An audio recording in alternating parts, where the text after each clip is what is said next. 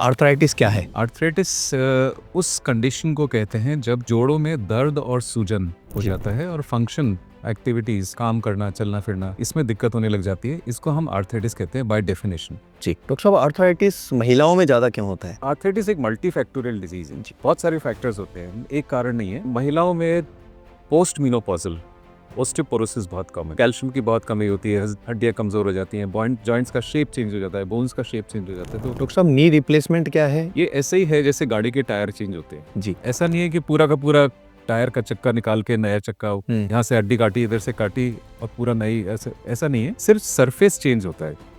तो इसको एक तरह से हम रीसर्फेसिंग प्रोसीजर कहते हैं। रीसर्फेसिंग, सिर्फ सरफेस चेंज होता है, नी रिप्लेसमेंट का। डॉक्टर साहब, जैसा देखा गया कि चिकनगुनिया में और कोविड के बाद और चिकनगुनिया जिसको हो जाता है, जॉइंट्स की पेन की और बॉडी पेन की ये समस्या रहती है, हड्डियां कमज़ोर हो जाती हैं। तो चिकनगुनिया एक ऐसा वायरल फीवर है जिसमें कि बुखार के बाद जॉइंट्स में भी बहुत कॉमनली अफेक्ट आता है और जॉइंट्स स्टिफ हो जाते हैं, पेनफुल हो जाते हैं, मूवमेंट्स पेनफुल हो जाती है और अक्सर ये बहुत लंबा भी चल जाता है। कुछ वायरल फीवर, चिकनगुनिया के वायरल फीवर के बाद ये देखा गया है कि महीनों तक या सालों तक भी इफेक्ट देखिए, जोड़ों में दर्द और सूजन चलती रहती है। डॉक्टर साहब, एजिंग पेरेंट्स का ध्यान कैसे रखें? एजिंग पेरेंट्स का ध्यान हमको 3-4 चीज़ों का ध्यान सबसे ज़रूरी रखना है। एक तो अगर उनके बोन्स में वीकनेस है, जैसे हमको बोन्स का टेस्ट कराना, डेक्सा टेस्ट कराना कि कैल्शियम की कमी तो नहीं हो रही है, बोन्स तो वीक नहीं हो रहे, ऑस्टियोपोरोसिस तो नहीं हो रहा, तो उसके टेस्ट से पता लग जाता है। अगर ऑस्टियोपोरोसिस हो रहा है तो हमको उसको ट्रीटमेंट डॉक्टर के एडवाइस से करना चाहिए।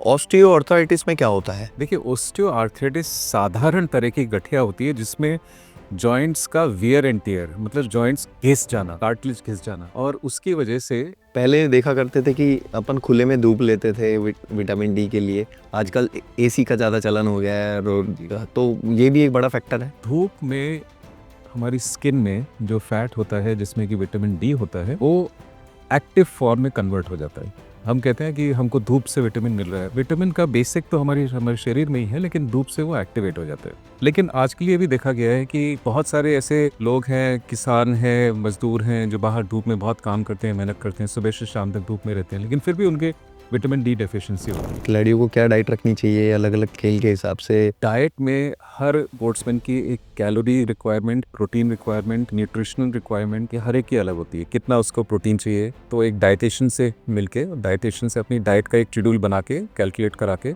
उस तरह से डाइट लेनी चाहिए। ऑफ सीजन की डाइट अलग है, ड्यूरिंग स्पोर्ट्स की डाइट अलग, मैचेस की डाइट अलग है।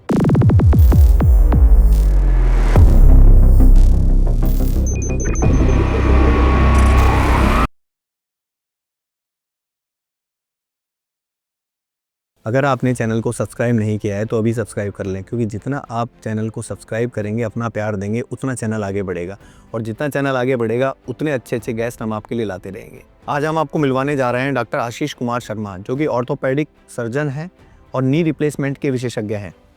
अभी आशीष कुमार शर्मा जी जयपुर में CK बिरला हॉस्पिटल में अपनी सेवाएं दे रहे हैं। आशीष जी, द दिवाकर शो में आपका स्वागत है। थैंक यू मुझे बुलाने के लिए। आपने अपना कीमती वक्त दिया, आपको अभी बहुत बहुत शुक्रिया। आज के पॉडकास्ट की हम शुरुआत करने जा रहे हैं। आशीष जी, सबसे पहला मेरा सवाल है, आर्थराइटिस क्या है? आर्थराइटिस उस कंडीशन को कहते हैं जब जोड़ों में दर्द और सूजन हो जाता है और फंक्शन एक्टिविटीज, काम करना, चलना फिरना, इसमें दिक्कत होने लग जाती है। इसको हम आर्थराइटिस कहते हैं बाय डेफिनेशन। जी, तो आर्थराइटिस वैसे तो बहुत तरह की होती है, लेकिन जो सबसे कॉमन तरह की आर्थराइटिस होती है, उसमें हिंदुस्तान में और एशियन कंट्रीज में घुटनों की आर्थराइटिस या ऑस्टियो आर्थराइटिस बहुत कॉमन है। जी, आर्थराइटिस कितने तरह की होती है? तो आर्थराइटिस तो बहुत तरह की होती है, करीब 120 से भी ज्यादा तरह की आर्थराइटिस होती है, लेकिन जो नेक्स्ट कॉमन आर्थराइटिस है वो रूमेटॉइड आर्थराइटिस होती है। ओके। रूमेटॉइड आर्थराइटिस में जो शरीर की जो छोटे जोड़ है, हाथों की जोड़, पैरों के पंजे के जोड़, प्लस कुछ दूसरे टखने के जोड़, कलाई का जोड़, ये सब भी खराब हो सकते हैं। दर्द और सूजन और फंक्शन कम होना, एक्टिविटीज कम होना, काम करना, चलना फिरना, जी, ये कम हो जाता है। इसको हम आर्थराइटिस कहते हैं। ऑस्टियो आर्थराइटिस में क्या होता है? देखिए, ऑस्टियो आर्थराइटिस साधारण तरह की गठिया होती है जिसमें जॉइंट्स का वियर एंड टियर, मतलब जॉइंट्स घिस जाना, कार्टिलेज घिस जाना, और उसकी वजह से दर्द होने लग जाना, और मूवमेंट्स में आवाज भी आती है और मूवमेंट्स में दिक्कत भी होती है। कट की आवाज कट की आवाज आती है, जॉइंट्स टेढ़े हो जाते हैं, जॉइंट की कार्टिलेज घिस जाती है, तो पेन भी करता है, दर्द भी करता है, तो इसको हम ऑस्टियोआर्थराइटिस कहते हैं, जो वियर एंड टियर, जो घिसाव की वजह से उम्र के साथ जो जॉइंट्स घिस जाते हैं। या दूसरा कारण हो सकता है कि कोई चोट लगे, कोई फ्रैक्चर हो जाए, जॉइंट्स का कोई फ्रैक्चर हो जाए, उसका अलाइनमेंट सही नहीं हो पाए, तो उसकी वजह से जॉइंट्स की कार्टिलेज घिस जाना। जैसे हम अगर समझने के लिए गाड़ियों में देखते हैं, कार्स में देखते हैं, कार के टायर घिस जाते हैं जी। लेकिन कार के टायर जल्दी कब घिसते हैं? जब उनका अलाइनमेंट या कोई टायर में कोई कट लग जाए तो जल्दी घिस। इसी तरह से जॉइंट्स में भी एक तरह से कार्टिलेज जॉइंट्स के टायर हैं। तो जब कार्टिलेज जल्दी घिस जाती है, उम्र से भी पहले घिस जाती है, वो उन कंडीशंस में घिसती है जब कोई कार्टिलेज की बीमारी होती है, या कार्टिलेज कोई डैमेज होता है, या कार्टिलेज उम्र के साथ वियर एंड टियर जल्दी हो जाती है, डिजीज वाला कोई कारण होता है ना, उस कारण से कार्टिलेज जल्दी घिस जाती है, तो आर्थराइटिस जल्दी हो जाती है। वैसे अधिकतर तो ज़्यादा उम्र वाले लोगों में देखा जाता है। जी हाँ, 60+ में ज़्यादा देखी जाती है उम्र के साथ साथ कार्टिलेज जब घिस जाती है। जी। या कोई अलाइनमेंट खराब हो जाए, जैसे हड्डियाँ टेढ़ी हो जाएं, ऑस्टियोपोरोसिस की वजह से हड्डियाँ कमज़ोर हो जाएं, तो शेप चेंज हो जाए, तो एक स्ट्रेस, एक पार्ट ऑफ जॉइंट पे ज़्यादा स्ट्रेस आ जाता है, तो कार्टिलेज जल्दी घिस जाता है। डॉक्टर साहब, स्टेम सेल्स क्या होता है? स्टेम सेल्स कुछ बेसिक ऐसे सेल्स होते हैं जब हमारा डेवलपमेंट होता है, बॉडी का डेवलपमेंट होता है, उस समय कुछ सेल्स होते हैं जो शरीर के बाकी सारे सेल्स के ओरिजिन होते हैं। उन्हीं सेल्स से बाकी सारे टिश्यूज, ऑर्गन्स, ये सब बनती हैं, वो स्टेम सेल्स होते हैं। तो स्टेम सेल्स ज़्यादातर बोन मैरो में या प्लासेंटा में, इनमें ज़्यादा मिलती है। ये अलग अलग तरह के स्टेम सेल्स होते हैं, और स्टेम सेल्स कुछ बेसिक सेल्स होते हैं जिससे कि प्रोजेनाइटर सेल्स बनते हैं, उन सेल से फिर ऑर्गन्स बनती हैं। और इसी तरह से अगर आपने चूंकि क्वेश्चन पूछा, मेरे को लग रहा है कि ये शायद कार्टिलेज के संदर्भ में होगा। जी। कार्टिलेज के लिए भी आजकल स्टेम सेल थेरेपी एक एक्सपेरिमेंटल थेरेपी है, लेकिन इसमें कुछ एडवांसमेंट्स भी काफ़ी हो गए हैं जी। और कई जगह तो इसमें हम यूज़ भी करने लगे हैं। अभी भी काफ़ी रिसर्च इस पे चल रही है, और ऐसी उम्मीद है कि फ्यूचर में, भविष्य में, स्टेम सेल से ट्रीटमेंट की वजह से हम कार्टिलेज को रीजनरेट कर पाएंगे। डॉक्टर साहब, आर्थराइटिस महिलाओं में ज़्यादा क्यों होता है? पुरुषों की तुलना में महिलाओं में आर्थराइटिस ज़्यादा होता है, वो क्या वजह है, वो थोड़ा बताएं। आर्थराइटिस एक मल्टी फैक्टोरियल डिजीज है, बहुत सारे फैक्टर्स होते हैं, एक कारण नहीं है। महिलाओं में पोस्ट मेनोपॉजल ऑस्टियोपोरोसिस बहुत कम है, कैल्शियम की बहुत कमी होती है, हड्डियाँ कमजोर हो जाती हैं, जॉइंट्स का शेप चेंज हो जाता है, बोन्स का शेप चेंज हो जाता है। तो दूसरी चीज़, महिलाओं में वेट ज़्यादा अक्सर महिलाओं में होता है, तो हार्मोनल कारण, ऑस्टियोपोरोसिस, वेट ज़्यादा होना, ये सब कारण है कि महिलाओं में ऑस्टियोपोरोसिस क्या होता है? ऑस्टियोपोरोसिस होता है जब हड्डियाँ कमज़ोर हो जाती हैं। ओके। ऑस्टियोआर्थराइटिस तो जब जोड़ कमज़ोर हो जाता है, जोड़ घिस जाता है। और ऑस्टियोपोरोसिस, ऑस्टियो मतलब हड्डी और पोरोसिस मतलब कमज़ोर होना, खोखला होना। तो हड्डियाँ जब कमज़ोर हो जाती हैं, कैल्शियम की कमी हो जाती है, तो हड्डियाँ जल्दी फ्रैक्चर होने के चांसेस होते हैं, ब्रिटल हो जाती है, फ्रेजाइल हो जाती है, उसको हम ऑस्टियोपोरोसिस कहते हैं। और वो पोस्ट मेनोपॉजल बहुत कॉमन, 45 की उम्र के बाद जब मेनोपॉज स्टार्ट होता है, तो हार्मोन्स की डेफिशिएंसी की वजह से हड्डियाँ बहुत जल्दी कमज़ोर हो जाती हैं। और क्या उपचार है इसका कि हड्डियाँ अगर कमज़ोर हैं तो मतलब क्या उसके लिए? देखिए, सबसे इम्पोर्टेंट तो हमको अवेयर होना, कि हम अवेयर अगर होंगे हमारी हड्डियों के बारे में, जानकारी रखेंगे, टाइम टाइम पे टेस्ट कराते रहेंगे, तो हम ध्यान रखेंगे और अपनी डाइट को सही मैनेज करेंगे, तो हमारी हड्डियों में कैल्शियम की कमी नहीं होगी। एक तो डाइट में कैल्शियम की कमी। नंबर 2, किसी भी कारण से अगर आपका बॉडी का कैल्शियम कम हो रहा है, जो हड्डियों से कैल्शियम को बॉडी को लेना पड़ रहा है, ब्लड को लेना पड़ रहा है, तो हड्डियाँ फिर कमज़ोर हो जाती हैं। हार्मोनल कारण सबसे कॉमन है पोस्ट मेनोपॉजल। दूसरा, हम अगर डाइट में कैल्शियम की मात्रा ज़्यादा रखेंगे, अप्रोप्रिएट रखेंगे, तो बॉडी में डेफिशिएंसी नहीं होगी, तो हड्डियाँ कमज़ोर नहीं है। तो हमको ध्यान रखना बहुत ज़रूरी है। टाइम से कुछ टेस्ट होते हैं, जैसे डेक्सा टेस्ट है, उसमें बोन डेंसिटी टेस्ट होती है, वो टेस्ट हम साल में एक बार कराते रहें। B12, D3 ये टेस्ट भी होता है? B12 नर्व विटामिन है और D3 बोन विटामिन है।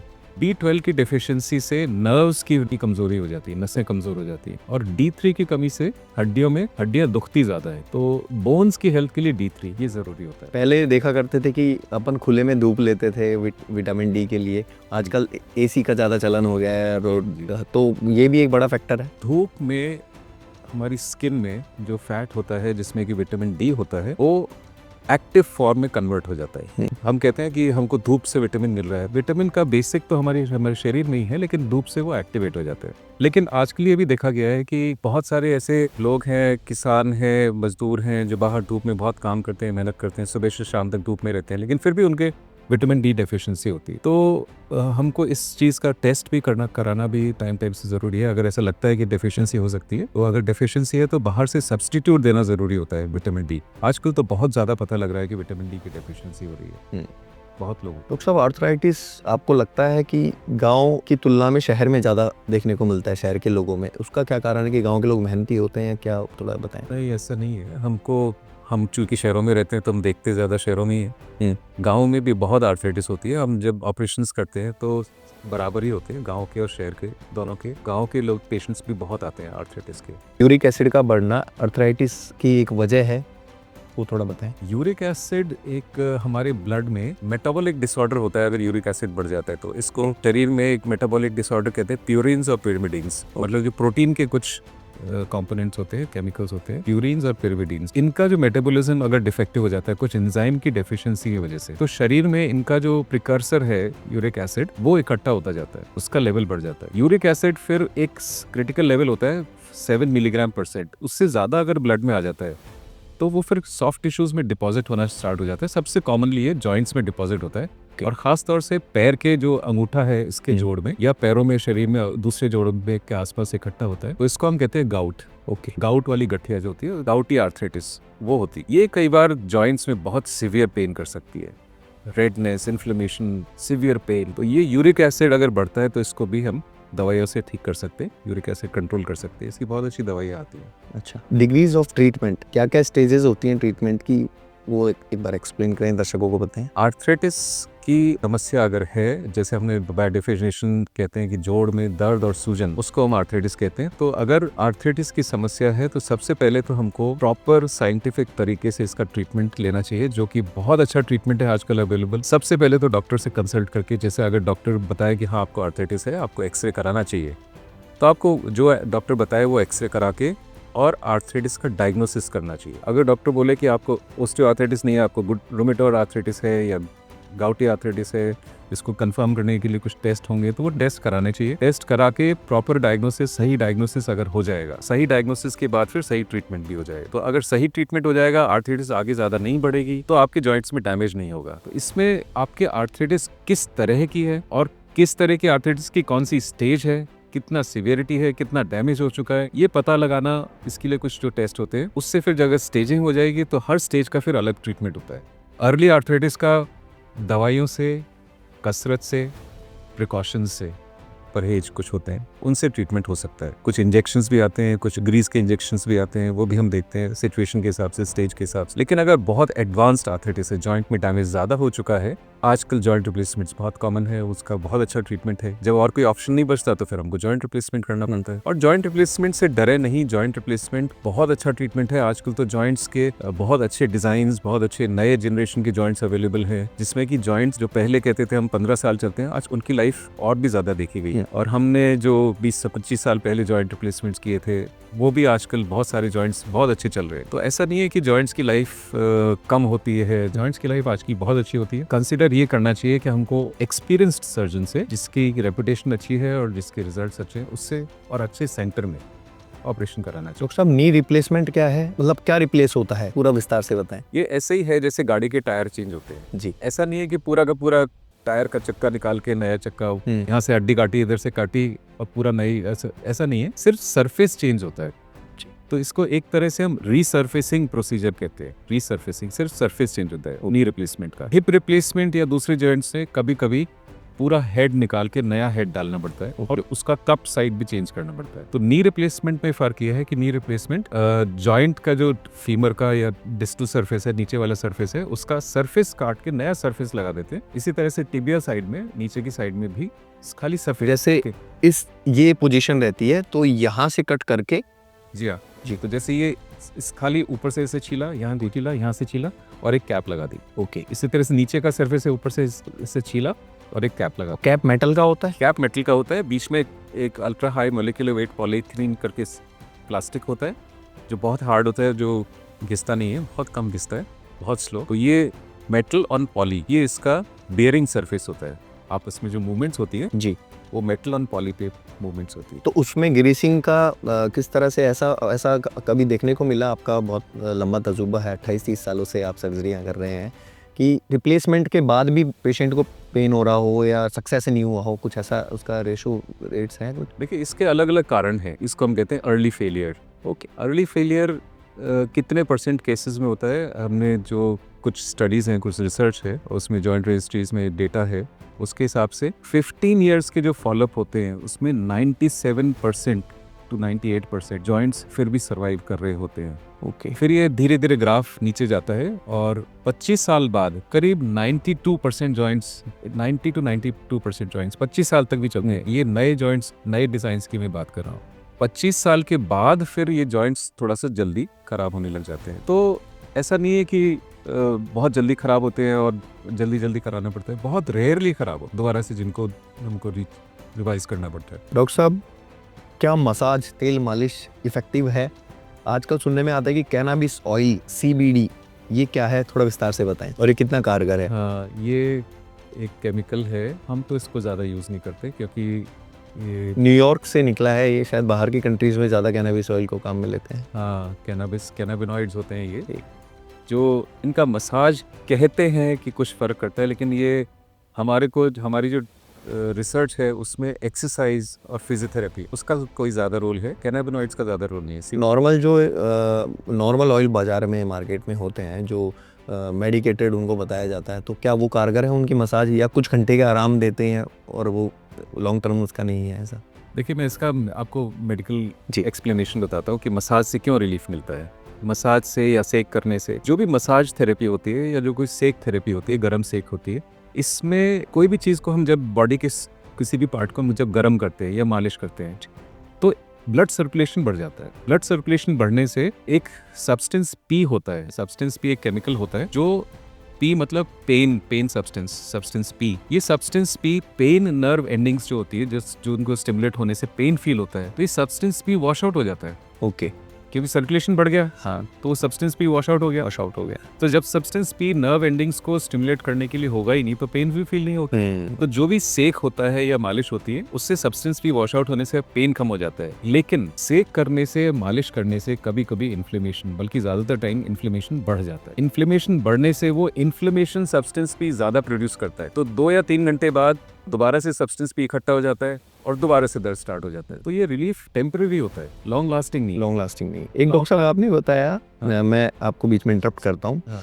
कि आप एक लिक्विड इंजेक्ट करते हैं, वो कितना कारगर है? पहले आप अपना कंटिन्यू करें जो आप बात करना चाह रहे थे, फिर इस पॉइंट पर आए। तो मैं ये कहना चाह रहा था कि ये सब्सटेंस पी दोबारा से जब इकट्ठा हो जाता है जी, तो वो दोबारा से पेन स्टार्ट हो जाता है। तो ये टेक्निक जो है ये टेम्परेरी है, लॉन्ग लास्टिंग नहीं है। लॉन्ग लास्टिंग रिलीफ के लिए कुछ एक्सरसाइज और कुछ प्रिकॉशंस वो है जिससे कि सब्सटेंस पी बनना ही बंद हो जाएगा इन्फ्लेमेशन के। हमको टारगेट करना है इन्फ्लेमेशन को, अगर इन्फ्लेमेशन है तो, और वीक मसल्स को टारगेट करना है। वीक मसल स्ट्रांग होगी तो जॉइंट्स पे लोड नहीं आएगा, और मसल स्ट्रांग होगी तो फिर चलने फिरने में भी इजी रहेगा। इन्फ्लेमेशन कम होगा तो सब्सटेंस पी नहीं बनेगा, तो पेन वैसे भी कम फील होगा। दूसरा आपने एक क्वेश्चन पूछा, लिक्विड इंजेक्ट। तो ये लिक्विड जो इंजेक्ट करते हैं, ये अलग अलग तरह के 3-4 इंजेक्शंस आते हैं। एक तो जॉइंट्स में जो नेचुरल ग्रीज होता है, जिसको हम कहते हैं हाई यूरोनिक एसिड जी, तो हाई यूरोनिक एसिड का ही एक इंजेक्शन होता है, अल्ट्रा हाई मॉलिक्यूलर वेट वाला, जो जॉइंट्स को लुब्रिकेट करता है, तो वो हम इंजेक्ट कर देते हैं। ये कमर्शियली मिलता है, इंजेक्शंस इसके अवेलेबल हैं मेडिकल शॉप्स पे। तो ये इससे भी करीब 6 महीने से 1 साल तक इसमें रिलीफ रहता है जॉइंट्स में। लेकिन ये डिपेंड करता है, इसमें स्टेजिंग जो होती है आर्थराइटिस की, जिसमें हम आर्थराइटिस को मेनली 4 स्टेजेस में डिवाइड करते हैं, 1, 2, 3 और 4। तो 4th स्टेज तो लास्ट स्टेज होती है जिसमें जॉइंट रिप्लेसमेंट की जरूरत होती है, लेकिन 2nd और 3rd, अर्ली 3rd, इन स्टेजेस में इंजेक्शन भी कारगर हो सकता है। लेकिन इनिशियल स्टेज पे अगर इनिशियल स्टेज जी, तो कारगर हो सकता है, लेकिन इसका रिलीफ रहता है करीब 6 महीने से 1 साल तक, और आर्थराइटिस की प्रोग्रेस भी स्लो हो जाती है। लेकिन ये तो सिर्फ एक चीज़ है, और भी कई चीज़ें हैं जिनसे कि हम पेशेंट्स को एडवाइस करके आर्थराइटिस की प्रोग्रेस को स्लो कर सकते हैं। जैसे वेट कम रखना, अगर वेट ज़्यादा होगा तो कार्टिलेज जल्दी किसी जॉइंट जल्दी खराब होगी। सिमिलरली जैसे कि गाड़ी के टायर अगर खराब हो रहे हैं, टायर गाड़ी को ओवरलोड करोगे तो टायर और भी जल्दी खराब होगा, लोड पड़ेगा उसका। अलाइनमेंट सही होना चाहिए। कभी कभी हम अलाइनमेंट के लिए भी कुछ सर्जरीज करनी पड़ती है, ताकि अलाइनमेंट ठीक हो जाएगा तो जॉइंट की लाइफ बढ़ जाएगी। अगर अलाइनमेंट खराब होगा तो बहुत जल्दी जॉइंट्स खराब हो जाएंगे, फिर रिप्लेसमेंट करना पड़ेगा। इसके अलावा कुछ एक्सरसाइज प्रिकॉशंस जैसे हमने बताया, फिर कुछ जैसे किसी गठिया बाय को अगर कंट्रोल कर लेंगे तो जॉइंट्स का डैमेज रुक जाएगा। तो जो भी जिस कारण से भी आर्थराइटिस हो रही है, उस कारण को रोकना जरूरी है। वो कारण रुक जाएगा, जॉइंट रिप्लेसमेंट की जरूरत नहीं पड़ेगी। डॉक्टर साहब, अक्सर देखा जाता है मल्टी स्टोरीज का कल्चर है। मल्टी स्टोरीज पे लोग क्या करते हैं, स्टेयर से चढ़ना और उतरना करते हैं, लेकिन वो वॉक नहीं करते, फ्लैट ज़मीन पर वॉक नहीं करते, वो उनको लगता है कि हम ऊपर सीढ़ियाँ वो चढ़ेंगे उतरेंगे तो हमारी एक्सरसाइज हो जाएगी, तो क्या वो सही है या वो हानिकारक है? यहाँ भी देखिए, जो यंग लोग होते हैं, यंगस्टर्स, चिल्ड्रन, यंग एडल्ट्स, इनके जॉइंट्स बिल्कुल नॉर्मल हो। इनके जॉइंट्स में एक्सरसाइज करने के लिए अगर वो सीढ़ी चढ़ रहे हैं तो it is a good exercise, muscles की स्ट्रेंथनिंग होती है। लेकिन जैसे ही हमको 40-50 एज में के पेशेंट्स आते हैं, उनके जब जॉइंट्स में डैमेज स्टार्ट हो जाता है, तो सीढ़ी चढ़ने वाली एक्सरसाइज उनके पटलोफीमोरल जॉइंट्स को बहुत ज्यादा जल्दी डैमेज करती है। डकनी वाला जो जॉइंट होता है, उस सीढ़ी चढ़ने में, उठक बैठक करने में, उकड़ू बैठने में, छोटे स्टूल पे छोटे मुड्डे पे बैठने में, जमीन पे बैठने में, इसमें दिक्कत होना स्टार्ट हो जाती है। तो इनको हम एडवाइस करते हैं कि आप फ्लैट सरफेस पे चलिए। लेकिन अगर पूछे कि बेस्ट एक्सरसाइज कौन सी है, इनके लिए swimming is best exercise. Swimming में ग्रेविटी एलिमिनेट हो जाती है, तो प्योर मस्कुलर एक्सरसाइज, तो जॉइंट्स में जो ग्राइंडिंग मूवमेंट नहीं होगी, फ्लैट सरफेस पे विदाउट ग्रेविटी जो मूवमेंट होती है, और मस्कुलर एक्सरसाइज, वो बेस्ट एक्सरसाइज है आर्थराइटिस पेशेंट्स के लिए। डॉक्टर साहब, ये बहुत महत्वपूर्ण सवाल मैं आपसे कर रहा हूँ। अगर बेसिक पेन है तो क्या फीस होती है? उसको ट्रीटमेंट हम देंगे पेशेंट को तो क्या फीस होगी? सर्जरी करनी पड़ेगी तो सर्जरी की क्या फीस होगी? और हिप रिप्लेसमेंट की क्या फीस होगी? दवाइयों का क्या खर्च होगा? ये विस्तार से हमारे दर्शकों को बताएं, क्योंकि हर श्रेणी के दर्शक आपका पॉडकास्ट देखेंगे, तो विस्तार से बताएं। देखिए, एक्सरसाइज की तो कोई फीस नहीं है। एक्सरसाइज तो आप आजकल तो ऑनलाइन बहुत सारी चीज़ें अवेलेबल हैं। अच्छी वेबसाइट्स पे जाएं, अच्छे इन्फॉर्मेशन लें इंटरनेट से, तो आपको सही इन्फॉर्मेशन मिलेगी। लेकिन गलत साइट्स पे नहीं जाएं, कोएक्स वाली वेबसाइट्स की नहीं जाएं, तो आप ऑनलाइन जानकारी ले सकते हैं। डॉक्टर्स की नॉर्मल जो फीस होती है मेडिकल कॉलेज में, सरकारी हॉस्पिटल में तो ऑलमोस्ट फ्री है। सीनियर ऑर्थोपेडिक सर्जन से या एक्सपीरियंस ऑर्थोपेडिक सर्जन से जाके डायग्नोसिस करा के एक्सरसाइज करें, दवाई लिखवा लें। आजकल तो दवाई भी बहुत सारी फ्री है, गवर्नमेंट डिस्पेंसरीज में फ्री मिलती है। प्राइवेट पे डिपेंड करता है कि कौन सा हॉस्पिटल है, वहाँ उनके अकॉर्डिंग फीस होती है। सर्जरी की अगर ज़रूरत पड़े तो ये जो जॉइंट्स आते हैं, एक बहुत अच्छी पहल मोदी जी की गवर्नमेंट ने की थी, जॉइंट्स की रेट पे कैपिंग कर दी। तो उस वजह से जो 1.25 लाख 1.5 लाख के जॉइंट्स आते थे, वो सीधे गिर के एक साथ 60,000 के आसपास आ गए जॉइंट्स। दोनों जॉइंट्स? एक जॉइंट। ये मैं इंपोर्टेड जॉइंट्स की बात कर रहा हूँ। ओके। कुछ इंडियन जॉइंट्स के आते हैं जो थोड़ा सस्ते होते हैं। आयुष्मान भारत और इसमें तो काफ़ी ऑलमोस्ट फ्री होती है, लेकिन RGHS में या कुछ इंश्योरेंस कंपनीज के एम्पैनलमेंट्स में, इसमें भी सारी इंश्योरेंस कंपनीज देती हैं, या RGHS से जॉइंट्स फ्री हो जाते हैं। हिप जॉइंट में और नी जॉइंट्स में जो सर्जिकल कॉस्ट है, एडमिशन कॉस्ट है, करीब 1 लाख के आसपास होती है, plus the cost of joint.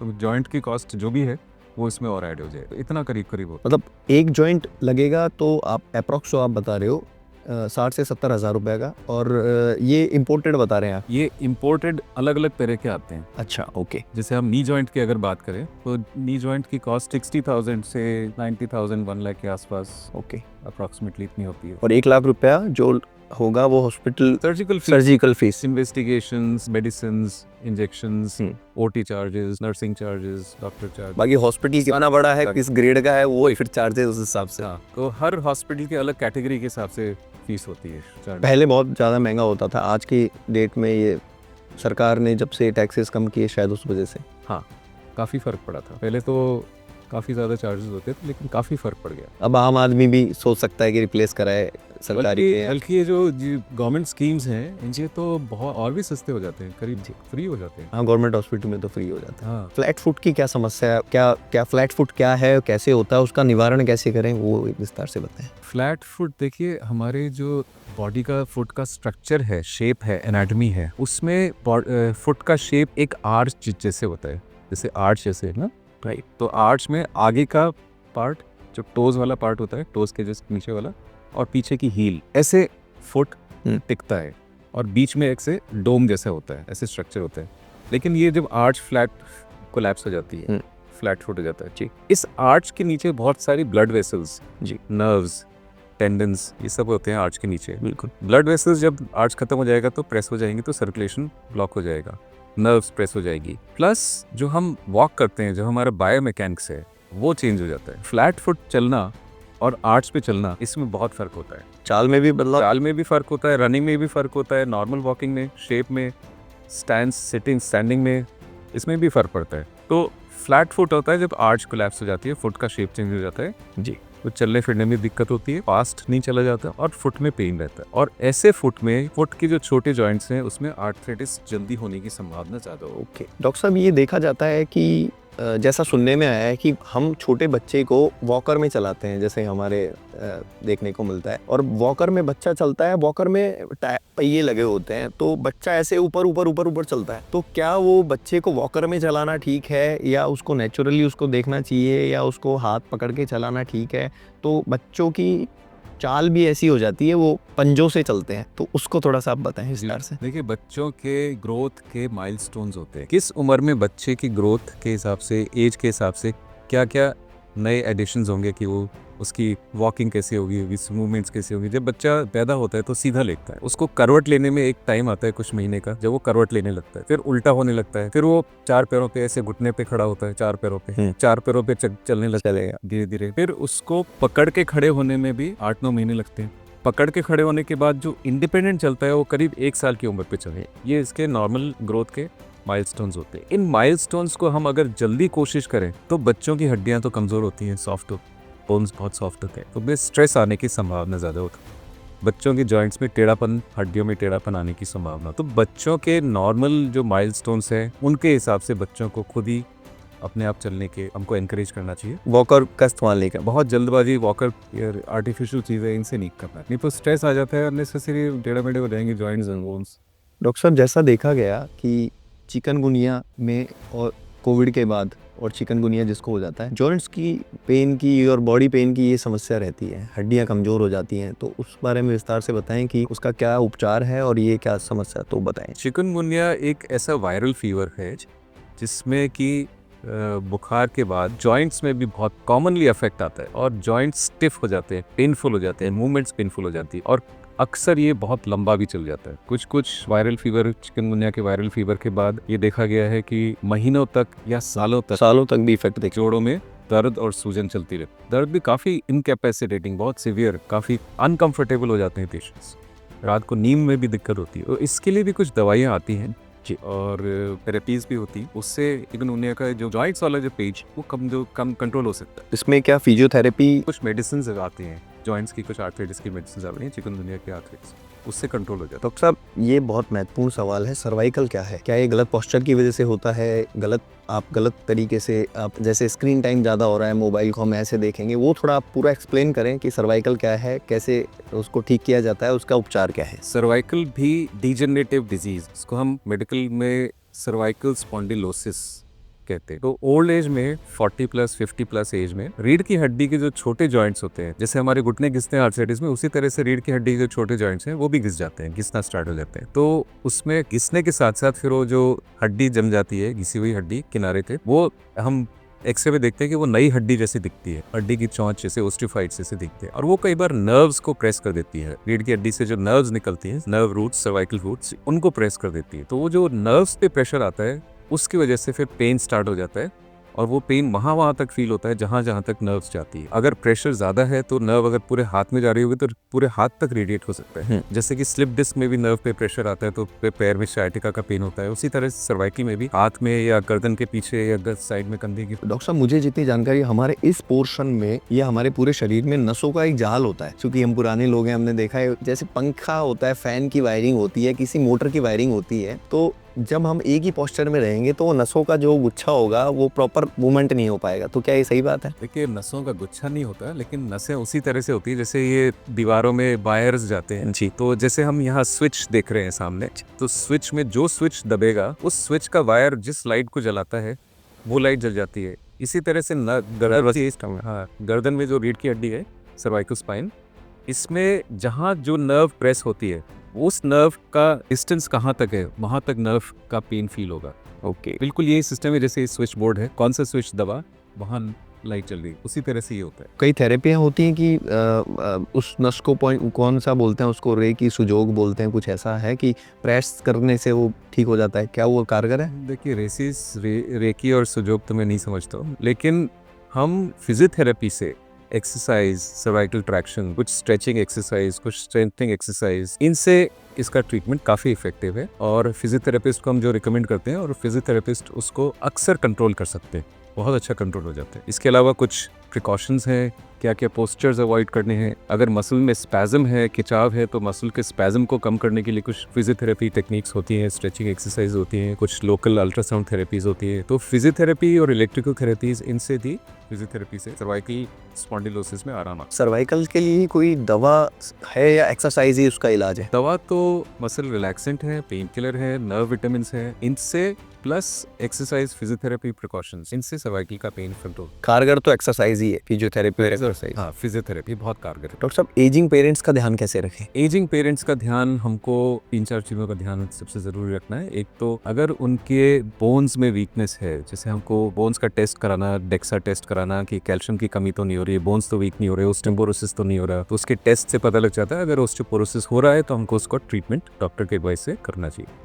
Number 2, arthritis का। आर्थराइटिस अगर किसी जोड़ में उनको दर्द है, सूजन है, चलने में दिक्कत है, तो उसका प्रॉपर एक्सरे कराना, प्रॉपर डायग्नोसिस कराना और उसका प्रॉपर ट्रीटमेंट अर्ली स्टेज पे कराना। नंबर 2। नंबर 3, मसल्स की कोई वीकनेस है, मसल्स की कोई बीमारी है, कोई टेंडनाइटिस है, टेंडन की कोई प्रॉब्लम है, उसके लिए भी उनका अगर प्रॉब्लम है तो उसका डायग्नोसिस सही कराना, जो भी टेस्ट करा के, और फिर उसका प्रॉपर ट्रीटमेंट करना। प्लस उनको आगे चल के कोई वेट नहीं बढ़े, कोई अगर बीमारी है, डायबिटीज़ है, शुगर है, जो भी कोई बीमारी है, उसका प्रॉपर ट्रीटमेंट कंट्रोल में रखना, बीपी कंट्रोल में रखना, शुगर कंट्रोल में रखना। अगर ये सब चीज़ों का हम ध्यान रखेंगे तो हमारी ओल्ड एज में पेरेंट्स की कोई प्रॉब्लम नहीं होगी। डॉक्टर साहब, कितनी ज़्यादा आयु तक, मतलब आपका क्या एक्सपीरियंस रहा, कितने ज़्यादा आयु के मेल फीमेल का आपने जॉइंट ट्रांसप्लांट किया, नी रिप्लेसमेंट किया, और कितनी एज तक करवा सकते हैं कि हड्डियां सही रहें, उनकी बोन्स की एनर्जी, मतलब क्या कहेंगे उसको अपन, बनावट, वो उस हिसाब से आप बताएं कि किस आयु तक करवा सकते हैं? देखिए, आयु कोई भी रिस्ट्रिक्शन नहीं है, कोई लिमिट नहीं है कि किस आयु तक। बॉडी फिट होनी चाहिए। ओके। बॉडी फिट होने के लिए हम कुछ टेस्ट हैं, ब्लड टेस्ट, ECG, 2D को, हार्ट के सारे टेस्ट, इनसे प्लस बॉडी के जो टेस्ट है उनसे हम पता लगा सकते हैं कि बॉडी में एनेस्थीसिया और सर्जरी झेलने की क्षमता है। अगर है तो कोई एज कोई क्राइटेरिया नहीं है। 100 ईयर्स तक भी, 100 ईयर्स प्लस में भी जॉइंट्स के ऑपरेशन हो सकते हैं। क्या प्रिकॉशंस लेने हैं उन टेस्ट के हिसाब से, और अगर कुछ टेस्ट में कुछ गड़बड़ है, फिटनेस लेवल कुछ का, तो फिटनेस लेवल के लिए ट्रीटमेंट देके हम अक्सर तो 99% तो ऑपरेशन, क्योंकि एक एज होने पे अक्सर बीमारियां, डायबिटिक हो गया, बीपी हो गया, ये कुछ चीज़ें मिलती हैं। रिस्क ज़रूर बढ़ती है ओल्ड एज में। ओल्ड एज में बॉडी की फिटनेस ऐसे कोई नहीं है कि बढ़ती है, फिटनेस कम ही होती है। तो जो भी एज है, उस एज में बॉडी की फिटनेस लेवल क्या है उसको असेस करके टेस्ट के और बाकी सारे क्लिनिकल एग्जामिनेशन से फिर क्या प्रिकॉशंस लेने हैं। अगर ज़रूरी है तो जॉइंट का ऑपरेशन करना पड़ता है। एज कोई रिस्ट्रिक्शन नहीं है किसी भी ऑपरेशन के लिए। अच्छा, हमने तो 98 ईयर्स की एज में भी जॉइंट रिप्लेस किया है, और मैं उस टीम का भी पार्ट था, जो खैर बोलना नहीं चाहिए, मेंशन नहीं करना चाहिए। हमारे पूर्व बहुत कोई सीनियर नेता थे, उनकी 99 ईयर्स एज थी,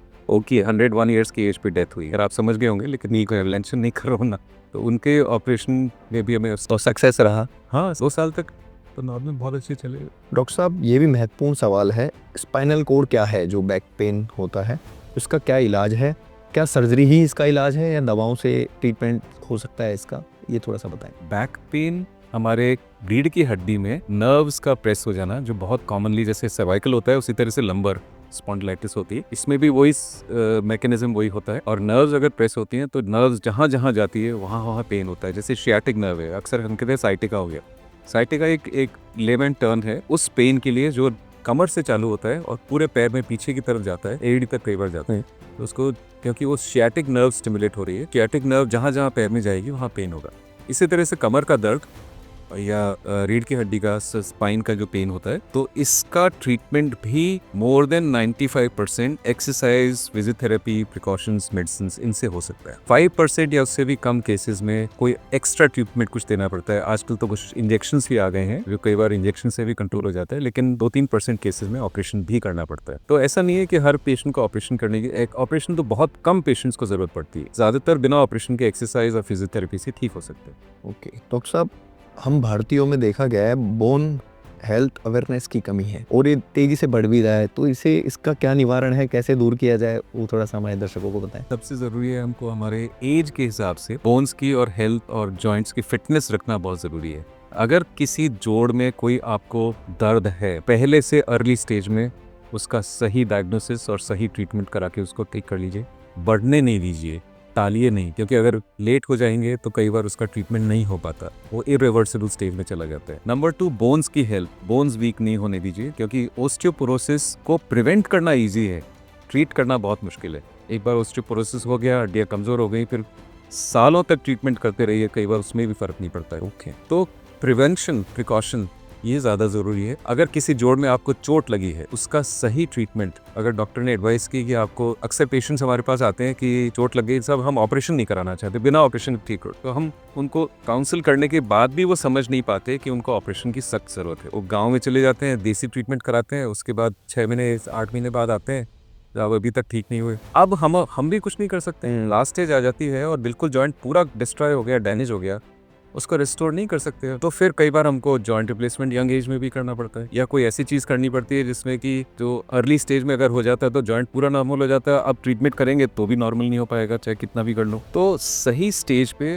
और डॉक्टर के एडवाइस से सही ट्रीटमेंट कराना ये बहुत इंपॉर्टेंट है। पहले से डायग्नोसिस हो जाएगा तो उस जॉइंट की प्रोग्रेस या एडवांस स्टेज बढ़ में आना वो प्रिवेंट हो जाएगा। डॉक्टर साहब, आप स्पोर्ट्स मेडिसिन के भी भारती हैं। स्पोर्ट्स पर्सन को, खिलाड़ियों को जो इंजरी होती है अलग अलग खेलों के हिसाब से, ये एक बड़ा सवाल है, महत्वपूर्ण सवाल है। इस बारे में आप भारत सरकार की तरफ से, राजस्थान सरकार की तरफ से आप अपना पूरा बताएं कि कौन से गेम्स में, शायद कॉमनवेल्थ में, कौन से ओलंपिक में गए थे? थोड़ा सा इंटरनेशनल ओलंपिक कमेटी ने मुझे एक diploma in sports medicine award दिया था, तो मैं उनका IOC का अप्रूव्ड स्पोर्ट्स मेडिसिन फिजिशियन हूँ।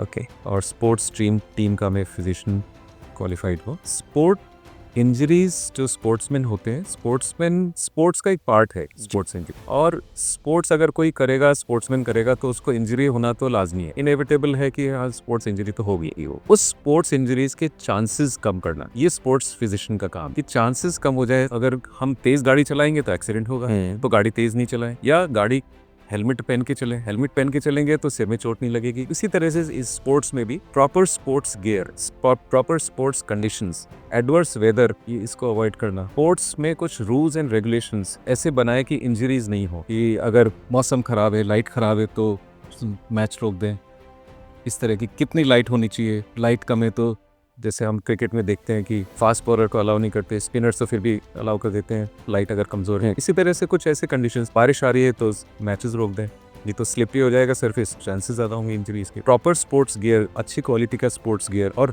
हर स्पोर्ट का एक अलग स्पोर्ट्स गियर अच्छी क्वालिटी का, वो भी यूज़ करना बहुत ज़रूरी है। फिर हमारे फिटनेस लेवल कैसे इंप्रूव कर सकते हैं, ये भी ज़रूरी है स्पोर्ट्स इंजरी रोकने के लिए। अगर आप अनफिट होंगे, फिटनेस लेवल कम होगा, तो आपको इंजरीज के चांसेस ज़्यादा होंगे। किसी का अगर फॉर एग्जांपल हैमस्ट्रिंग इंजरी है, उसको अगर अलाउ कर दिया मैच खेलने के लिए, उसको चांसेस बहुत ज़्यादा है कि उसको मैच के दौरान इंजरी होने के चांसेस हैं ही, तो उसको अवॉइड करें। स्पोर्ट्स इंजरीज को प्रिवेंट करना बहुत इंपॉर्टेंट है, ट्रीट करने से भी ज़्यादा ज़रूरी है प्रिवेंट करना। अगर प्रिवेंट करेंगे तो स्पोर्ट्समैन का कैरियर बढ़ जाएगा, कैरियर का लाइफ स्पैन जो होता है वो बढ़ जाएगा। इंजरीज के साथ अगर स्पोर्ट्समैन खेलेगा तो उसको ज़्यादा खतरा होगा, उसको सीजन मिस करना पड़ेगा, हो सकता है कि आगे का कैरियर भी मिस हो जाए, उसका डेवलप नहीं हो पाए, खेल नहीं पाए वो। तो कैसे इवेंट की तैयारी करें खिलाड़ी, कैसे वो बताएं थोड़ा सा? देखिए, ये हर स्पोर्ट का एक अलग प्रोटोकॉल होता है जी। एक मैराथन जो भागता है उसका एक अलग प्रोटोकॉल है, एक 100 मीटर्स जो भागता है उसका एक अलग प्रोटोकॉल है तैयारी का, और एक कोई स्विमर है उसका एक अलग प्रोटोकॉल है, एक कोई फुटबॉल मैच में फुटबॉल प्लेयर है उसका एक अलग प्रोटोकॉल, रेसलर का अलग है, बॉक्सर का अलग है। तो हर एक की डाइट भी अलग, हर एक का ट्रेनिंग शेड्यूल भी अलग है जी, मेथड भी अलग है। अगर किसी इवेंट में जा रहे हैं तो उस इवेंट में कितने दिन पहले जाना है, कई बार ऐसा होता है कि टाइम जोन्स का भी फर्क पड़ता है। अभी यहाँ दिन है और अमेरिका में रात है, अगर अमेरिका में आपको परसों मैच खेलना है और आपने फ्लाइट से आज जाएंगे, कल पहुँच जाएंगे अमेरिका, लेकिन आपका जो बायोलॉजिकल क्लॉक है वो तो आपको डे के लिए शेड्यूल्ड है, तो आप वहाँ दिन में मैच कैसे खेलेंगे? दिन में तो आपको नींद आएगी। आपको अपना ट्रैवल इस तरह से प्लान करना है कि आप एक टाइम जोन का एक दिन लेना पड़ता है। यहाँ से अमेरिका में अगर 12 घंटे का फर्क है तो आपको कम से कम 8 से 10 दिन पहले अमेरिका पहुँचना पड़ेगा, ताकि आपकी बायोलॉजिकल क्लॉक उस तरह से सेट हो जाए, स्लीप लैग नहीं हो। वहाँ के वेदर के हिसाब से, वहाँ की टाइमिंग, वहाँ के वेदर के हिसाब से, वहाँ वेदर कैसा है। यहाँ अगर जैसे आपको ऑस्ट्रेलिया जाना है तो अभी यहाँ सर्दी चल रही है लेकिन ऑस्ट्रेलिया में गर्मी चल रही है, तो उस तरह से आपकी बॉडी को अडेप्ट होना पड़ेगा। तो बहुत सारी चीज़ें हैं जिनका हमको ध्यान रखना पड़ेगा। डाइट के बारे में बताएं, खिलाड़ियों को क्या डाइट रखनी चाहिए अलग अलग खेल के हिसाब से? और आप स्टेरॉइड पर भी आप आइएगा कि जो चलता है आजकल डोपिंग वाला, तो क्या वो सही है गलत है वो थोड़ा सा आप बताएं। डाइट में हर स्पोर्ट्समैन की एक calorie requirement, protein requirement, nutritional requirement, ये हर एक की अलग होती है। कितना उसको प्रोटीन चाहिए, तो एक डाइटिशियन से मिलके, डाइटिशियन से अपनी डाइट का एक शेड्यूल बना के, कैलकुलेट करा के इस तरह से डाइट लेनी चाहिए। ऑफ सीजन की डाइट अलग है, ड्यूरिंग स्पोर्ट्स की डाइट अलग है, मैचेस की डाइट अलग है। मैच के बीच में भी उसको अपने एनर्जी लेवल का, कैलोरीज का, जैसे अब कोई अगर मैच स्टार्ट हुआ है तो मैच स्टार्ट होने के, जैसे फुटबॉल मैच की बात करें, 90 मिनट का मैच होता है। अगर फुटबॉल मैच में हम शुरू में कोई स्पोर्ट्समैन को इस तरह से डाइट दें कि उसको एनर्जी लेवल बना रहे ताकि वो स्प्रिंट कर पाए, उसका थकावट नहीं हो, लास्ट तक जाते जाते स्पोर्ट्समैन थक जाते हैं। तो आपने देखा होगा कि अक्सर वो प्लेयर्स को चेंज करते हैं, नए प्लेयर को लेकर आते हैं, क्योंकि उसमें फिर बॉडी में स्टैमिना और एनर्जी ज़्यादा होती है। जो ऑलरेडी 40-50 मिनट खेल लिया वो ऑलरेडी थक चुका होता है, जो ग्राउंड पे है वो थक चुका होता है। हाँ, तो उसको चेंज करना ज़रूरी है। तो इस तरह से मैचेस को मैनेज करना पड़ता है, और फिटनेस की, प्लेयर्स की फिटनेस को और एनर्जी लेवल को मेंटेन करना, मैनेज करना पड़ता है। इसी तरह से मैराथन में भी लंबा डिस्टेंस भागना पड़ता है। लंबा डिस्टेंस भागने के लिए हमको ट्रेनिंग इस तरह से करनी है और डाइट इस तरह से रखनी है कि हमारी बॉडी में एनर्जी कंजर्व हो, और जब एनर्जी की ज़रूरत पड़े तो धीरे धीरे यूज़ होती रहे। फिर मैराथन भागने के लिए भी कुछ टेक्निक्स होती है, एकदम तेज़ नहीं भागना है, धीरे धीरे भागना है, not just during training but also during the sport का भी ध्यान रखना है। फिर वेदर कैसा है, बाहर मौसम कैसा है, ठंड का मौसम ज़्यादा है, धूप ज़्यादा है, उसमें फिर अपने आप को ठंडा रखना, बीच बीच में पानी पीते रहना, ये भी ज़रूरी है। बहुत सारी चीज़ें हैं। तो डाइट का, तो डाइट न्यूट्रिशनिस्ट से कंसल्ट करके, आज बहुत अच्छे डाइट स्पेशलिस्ट आते हैं हमारे पास, उनसे कंसल्ट करके और डाइट को मैनेज करना पड़ता है। अक्सर देखा जाता है कि क्रिकेट में ले लो या किसी भी हॉकी में ले लो, क्रिकेट में लीगामेंट फ्रैक्चर की समस्या आ जाती है, तो उसका क्या उपचार है, क्या ऑपरेट होने से ही वो ठीक होता है, वो एक बार बताएं। देखिए, लिगामेंट भी कौन सा लिगामेंट है, क्योंकि बहुत सारे लिगामेंट होते हैं, हर जॉइंट में अलग अलग लिगामेंट्स का अलग अलग इलाज है। कुछ लिगामेंट्स हैं जिसमें कि बिना ऑपरेशन के ट्रीटमेंट पर आराम से हो जाता है। कुछ लिगामेंट्स हैं जिनमें कि बिना ऑपरेशन के ठीक नहीं हो पाते। अगर पूरा लिगामेंट टूटा है तो घुटने में लचक ज़्यादा है। तो जैसे हम सबसे कॉमन लिगामेंट जिसका हम ऑपरेशन करते हैं उसका नाम है ACL, anterior cruciate ligament. Okay, घुटने का लिगामेंट, ये अक्सर अपने आप ठीक नहीं होता, और इससे फिर घुटने में परमानेंट लचक बनी रहती है अगर ये टूट गया तो। अगर स्पोर्ट्समैन को अपना स्पोर्ट्स कैरियर बचाना है और परफॉर्मेंस मेंटेन करनी है, और अगर घुटने में लचक ज़्यादा है और डॉक्टर ने एडवाइस किया कि आपको ऑपरेशन कराना है, तो ऑपरेशन कराना चाहिए। उससे न सिर्फ उनकी परफॉर्मेंस मेंटेन रहेगी बल्कि उनकी जॉइंट्स की लाइफ भी बढ़ जाएगी। अगर ऑपरेशन नहीं होगा, घुटने में लचक होगी, ना तो वो परफॉर्मेंस दे पाएंगे और घुटने के आर्थराइटिस भी नहीं रोक पाएंगे। कुछ लिगामेंट्स है जैसे मीडियल कोलैटरल लिगामेंट, घुटने में बहुत कॉमन मोच आती है जिसके, वो बिना ऑपरेशन के आराम से ठीक हो जाता है। मोर देन 95% अपने आप ठीक हो जाए। ओके, प्रेयरली कभी ऑपरेशन की जरूरत पड़ती है। इसी तरह से टकने के कुछ जॉइंट्स होते हैं जिसमें भी बिना ऑपरेशन के अक्सर जो मोच आती है, ग्रेड 1, ग्रेड 2, ग्रेड 3 ऐसे ग्रेडिंग होती है। ग्रेड 3 में भी बिना ऑपरेशन के ठीक हो सकता है। लेकिन कभी कभी अगर नेग्लेक्ट हो गया और टकने में बार बार रिकरेंट पैर ट्विस्ट होने की कंप्लेंट ज़्यादा है और उसमें लिगामेंट पूरा टूटा हुआ है, तो फिर उसका भी ऑपरेशन किया जाता है, उससे भी वो ठीक हो जाता है। तो लिगामेंट्स, घुटने में कुछ ऐसे रस्सियाँ होती है, जैसे आपको अगर उदाहरण दें, कुछ ऐसी रस्सियाँ होती है जो उसको अपनी जगह पे रखती हैं, जॉइंट्स की लचक नहीं होने देती। डॉक्टर साहब, जैसे नी रिप्लेसमेंट, हिप रिप्लेसमेंट, ऐसे क्या शोल्डर रिप्लेसमेंट भी होता है? जी हाँ, शोल्डर रिप्लेसमेंट भी होता है। इनफैक्ट मैं आपको बताऊं कि बॉडी के जितने भी जॉइंट्स हैं, ज़्यादातर जॉइंट्स का जॉइंट रिप्लेसमेंट होता है।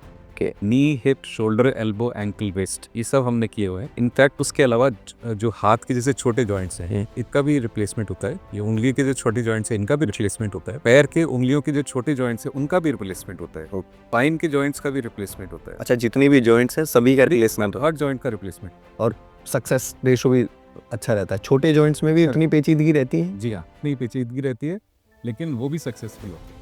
ओके, तो देखा आपने कैसे डॉक्टर आशीष शर्मा जी ने हमसे सभी विषयों पर चर्चा की। ये एक वरिष्ठ ऑर्थोपेडिक सर्जन हैं, नी रिप्लेसमेंट, जॉइंट रिप्लेसमेंट के बहुत बड़े डॉक्टर हैं। लगभग 30 वर्षों का इनका अनुभव है और अभी CK Birla hospital, Jaipur Rukmani Birla hospital में अपनी सेवाएं दे रहे हैं। इसी तरह बने रहिए, दा दिवाकर शो देखते रहिए। नमस्कार।